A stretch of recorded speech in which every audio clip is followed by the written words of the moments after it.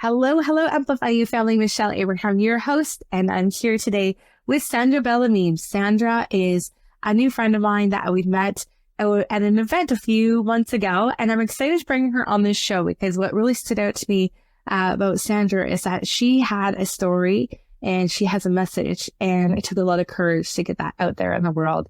And in fact, in 2015, she launched her YouTube channel, which has gained thousands of followers since then.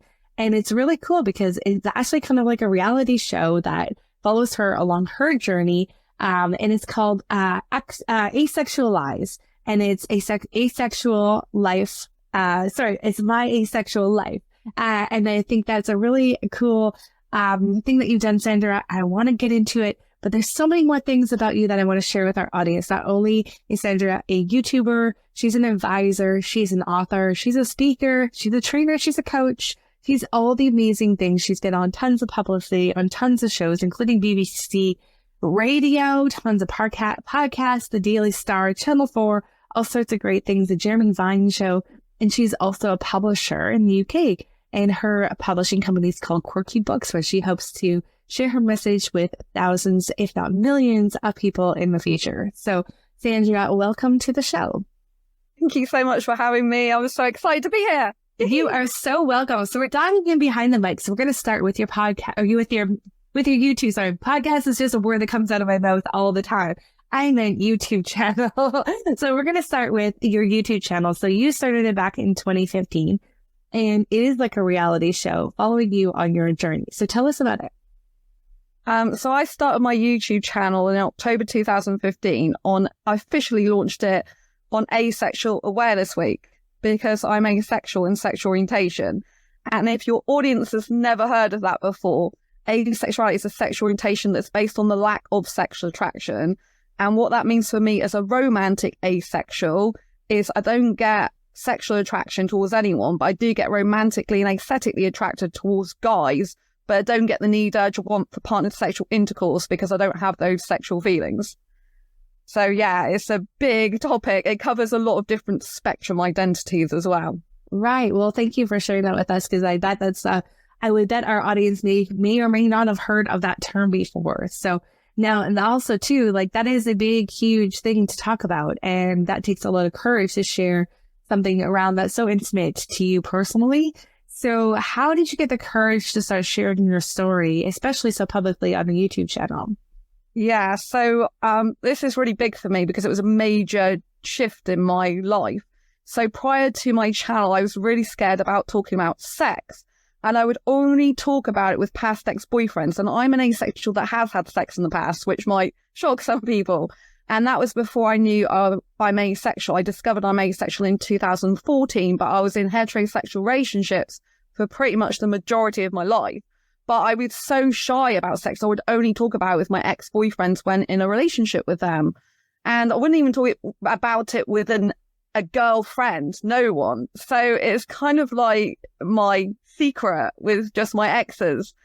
And even though a lot of asexuals don't want sex, but some are, okay about having it, if I'm going to make a big impact in the world, I thought, and help asexuals, then I can take the information that I had about my past sex life to the grave with me, or I could share it with the world and help some people. So I chose to bravely share it with the world and help some people. And I think that's a really important message for your audience, because absolutely, if you take it to the grave with you, it helps no one. Do you know what I mean? So get your voice out, people. Yeah, thank you for sharing that. As we work with so many podcasters, that's one of the things that comes up all the time, is that fear of having your voice heard. And I think if you boil it down to it, really comes down to a fear of being judged. How did you get past that fear of judgment? I had to prepare myself mentally. So I had to think, you're going to be talking about sex, and further down the line, masturbation. I was so blushing when I first talked about it, and I was so scared. And I'm thinking, just do it, Sandra, because I feel like asexual, and asexuality is my natural thing to talk about. It's almost like I've known it all my life, which I pretty much did, but didn't realize it because I was born that way. And I am a leader naturally somewhat, although I used to be really shy and introverted years ago. And so I just thought, if you're going to do this, you're going to be getting out of your comfort zone all the time. So the sooner you do it, the better. And if you blush, it's okay. If you're shy at first, it's okay. And just put it out there. You know, I'm very careful with my community. If I have people that are being horrible in my community, I mean, other people are welcome that are not asexual, but if they start getting horrible and trolling and saying nasty things, I will block them, because I think it's my responsibility to protect my community there. And so if people are saying horrible things to me and about me, then they're probably going to say it to members of my community in comments, and it's not going to be a safe space for them. So one thing I pride myself on, which I do get comments back about and feedback, is that my channel is a safe space. Even though it's public, people feel safe coming on my channel because I protect the people that I care about, which is my asexual community. And so I do that with myself. It's about self-love and self-respect, as well as understanding your audience. And that also it's good to have an idea of what might be the worst case scenario, and, you know, what they could say that might be horrible. A lot of it I've already heard before anyway, because I discovered I'm asexual in 2014.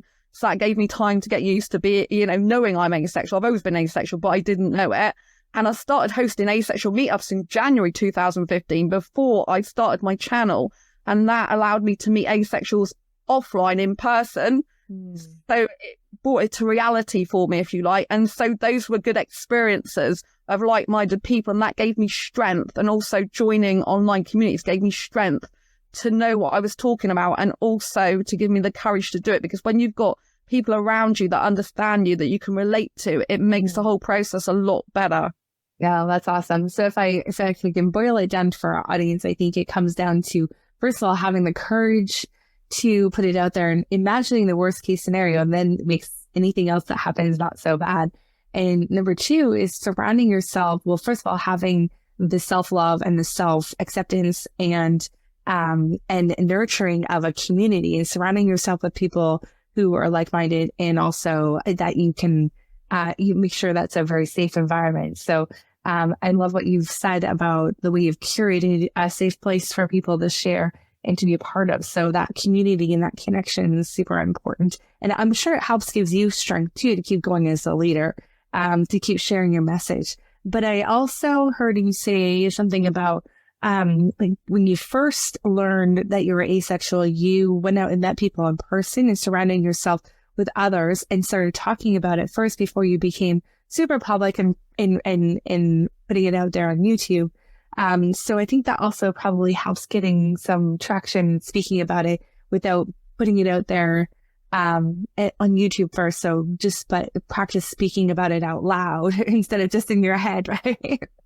Yeah, it helped because I found out I was asexual in 2014, but it took me about 3 weeks to come to terms with where I fall on the asexual spectrum, because that's kind of hard to work out. And then I was going in forums and stuff like that. And then January 2015, I started my channel in October 2015. January 2015 was when I met the first 2 asexual people in person offline.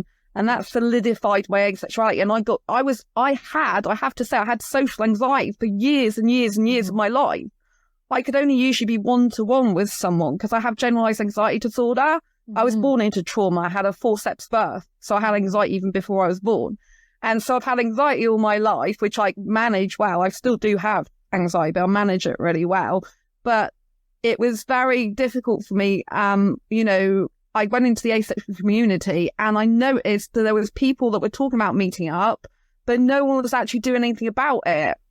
And they were doing this on asexualite.org, which is the biggest online forum for asexuals. And there was a couple of people that seemed to really want to meet up, but no one was stepping up to the plate. And I've been a manager in retail before. That's what I did in my past life, if you like, for a lot of years. And so I thought, you're a natural born leader, Sandra. You're not really a follower. So I think you need to step up and be the person that does this. So I organized it with the 2 people.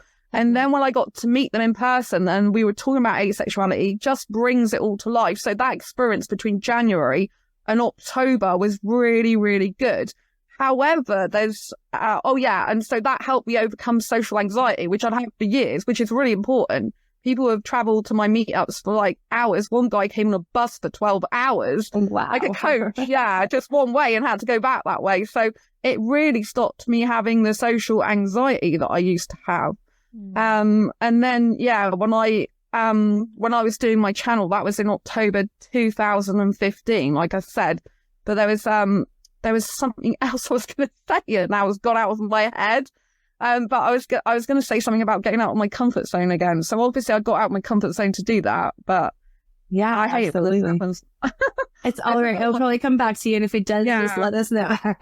And so my next question was going to be about your actual YouTube channel, because it's about your life and it's like kind of like a reality TV show. So tell us what that's like from like the behind the scenes. Like, are you taking a camera with you wherever you go? Was wanting to get inspired? How are you planning that content out? Because I know for me, like the thought of bringing stuff with me or like turning on the camera all the time is like exhausting.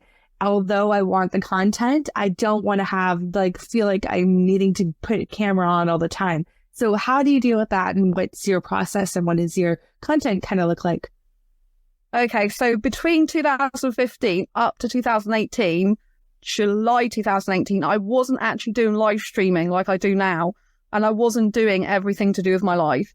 So I was putting out like a video, like ready-made video, but that actually didn't suit me very well. I like ad-libbing. I like being in the moment. I don't like scripting. It actually doesn't work well for me. I feel it holds me back. I feel that if you think about perfecting stuff all the time, then it just drives you nuts. And I actually find it harder. So I'm speaking at the B&B Come Summit next week, and my talk is very structured, and it's the one I did at Oxford University for Blue Talks recently. It's based on that. And to actually structure a talk for me is really hard because I'm not used to doing that. And so in July 2018, that was when I do my Asexual Perspectives Awareness Month, because I published a book called Asexual Perspectives, 47 Asexual Stories, Love, Life and Sex, a Celebration of Asexual Diversity. And so I decided every year for the whole of July, in a way for people to get used to the book, I would quote from the book every single day. And I started doing a live stream every single day for that month. And then I decided to carry on. I don't do it every day because I can't, because of my workload, but I do it as much as possible. So I do a live stream chat show. I went on to do a live stream chat show.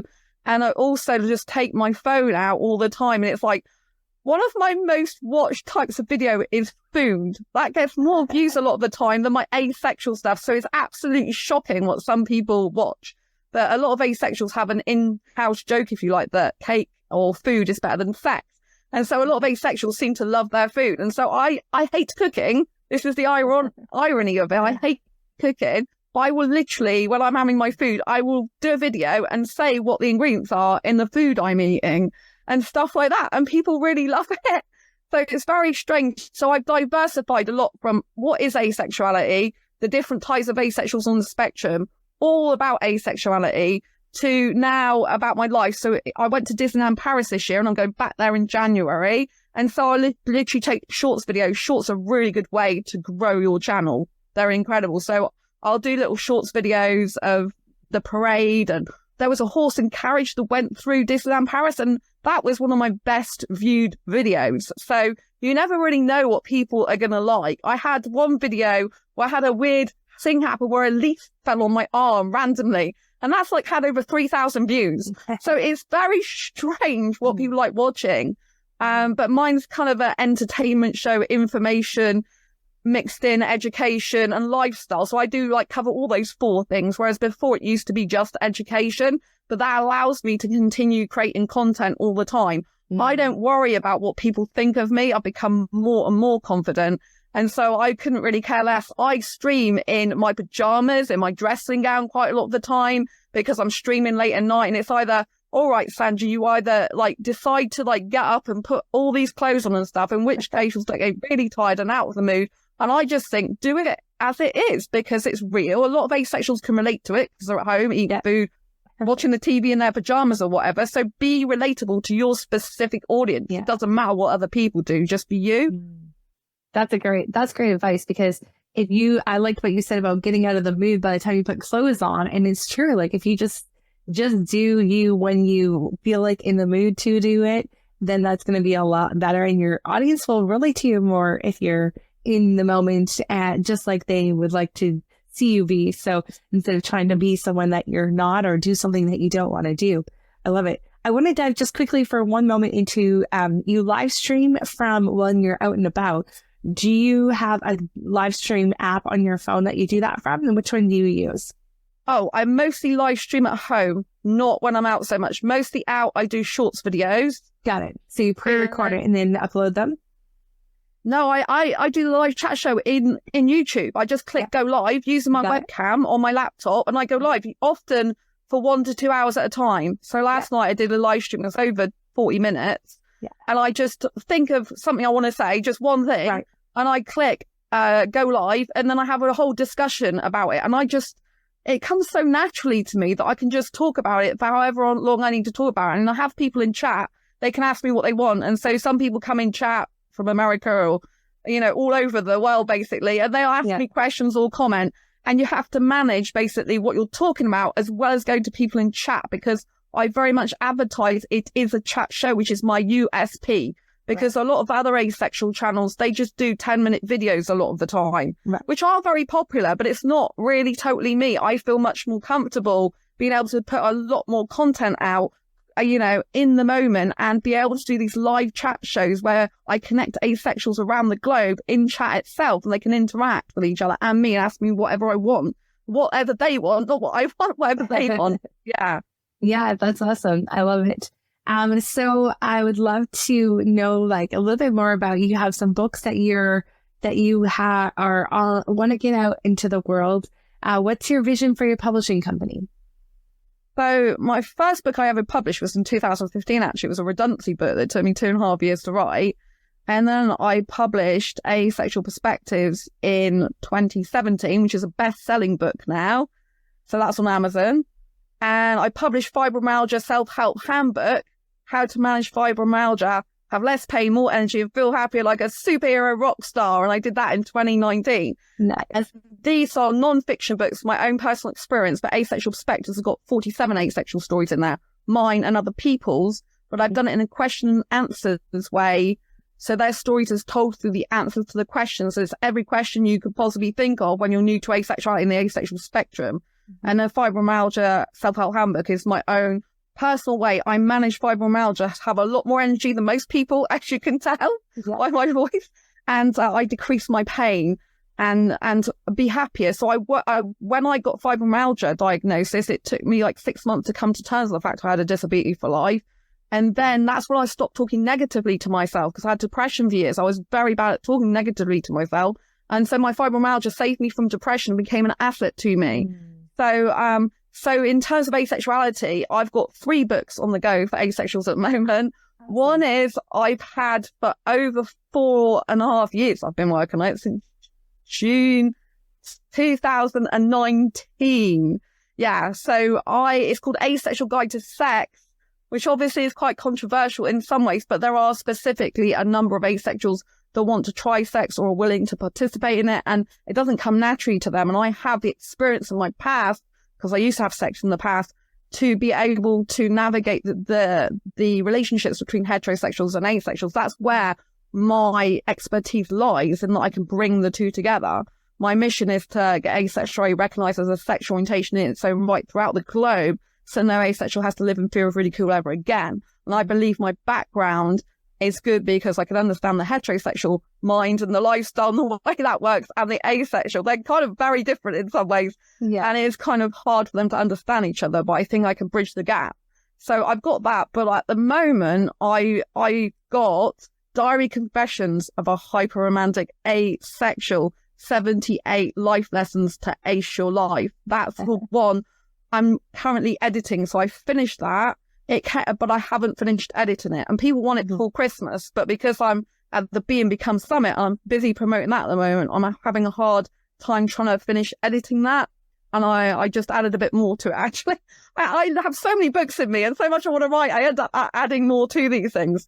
But yeah, it's really good. This is behind the scenes of my channel and my mind as a hyper-romantic asexual. So this is giving my audience further behind the scenes stuff. So besides having my blogs of when I go to the cathedral, for example, and sit on the cathedral wall, when I eat my food, when I'm just, like preparing for a podcast, I go, hey, I'm eating this. I'm preparing for, I'm going to be on a podcast soon about asexuality. And when I'm doing Disneyland Paris or wherever I go to, the zoo or wherever, I've got that. But then this book, I'm specifically a hyper-romantic asexual, and this book is good because it takes you behind the scenes in my brain of a hyper-romantic asexual. But it's my real life stuff that's been going on. And so it's kind of really good because it's got romance stuff in there, which is romance is the most hottest genre in fiction, but it's my real life. It's it's non-fiction, but it's got parts of fiction elements in it, if you know what I mean, in the terms of its romance book. But it's what I learned being a hyper-romantic and the life lessons to help other people in their life. It's very, I like it. I'm raving about it because I think it's a very clever concept. It's something I've never tried before. The concept came to me in just September this year, and I'm like, you've got to do this book. You've got to do it now. It's like an experiment because it's something you've never done before. So I am scared about doing that because I don't know how my audience are going to take it, but I want to put it out there and see how it goes. I've already got people who say they want to buy it. So, it's good. Having a YouTube audience is how I think I sell a lot of my books. I don't have specific statistics on that, but I know that when I talk to people or in my show, I talk about my books, like as part of my introduction often, that's when usually the sales increase. If I don't talk about my book on my channel, sales decrease. So there's a direct correlation, it seems to be there. So, and I've also got Asexualized Academy Club, which is a very tiny coaching club, and I've got a ACE workbook in there that I start doing for those members, but that will come out on Amazon for people to buy as well that are non-members. So that's the 3 books I've got so far, but there's like loads of other stuff I want to do. But Diary Confessions, I'm thinking it's probably going to be a series. And that's really going to be good because you're going to get the visual stuff of my show. Then you're going to get behind the scenes of my mind.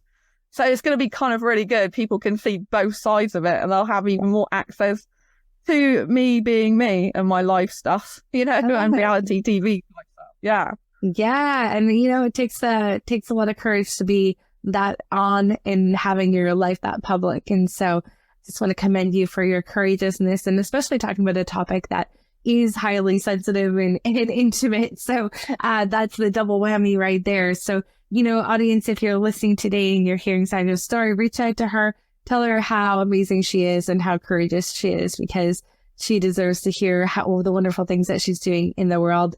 And if you're thinking about getting out there and sharing your message with the world, I hope you really take this interview to heart, because Sandra had to overcome a lot of things to get that message out there in the world, and she's doing an amazing job. So Sandra, share with us your YouTube channel, where to find out about you, and how we can connect with you. So my main YouTube channel is called Asexualized, My Asexual Life. I do have another channel, which I haven't mentioned yet, which is called Make Money, Make Cash. And we haven't dived into that, but it's growing slowly, and it's basically sharing how I make money online using marketplaces. So everyday people can do it. And then I interview other people about how they make money, make cash doing what they love. So other people that are listening could do the same. So, and I do behind the scenes stuff of my business on there as well. And Sandra Bellamy Group at gmail.com is how you can get hold of me by email. I'm on Facebook, facebook.com/asexualized, but you have to put asexualized because Facebook will not allow you to put the word asexual in the HTTP address. So an asexualized.com with an S. So they're my main points of contact. Okay.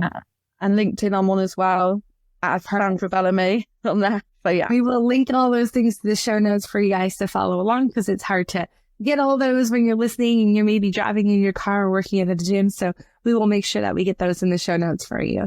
And Sandra, I want to thank you for coming on today and having this interview with me. It's been a pleasure hearing about your story and your courageousness to share your story, and the world and the changes that you're going to make in the world and the impact you make by sharing your story are amazing. Thank you so much for being with us today. Any last words of wisdom for our audience today? Just do it. Don't worry about it, and know that you can figure this out, because you can look for evidence of when you've achieved something difficult in your life before to know you can do it again. I go and get my books on Amazon. I have to say that because they are awesome. Awesome. Well, thanks guys for listening in today, Amplify You family, and go out there and have a fabulous week. We'll see you again next week.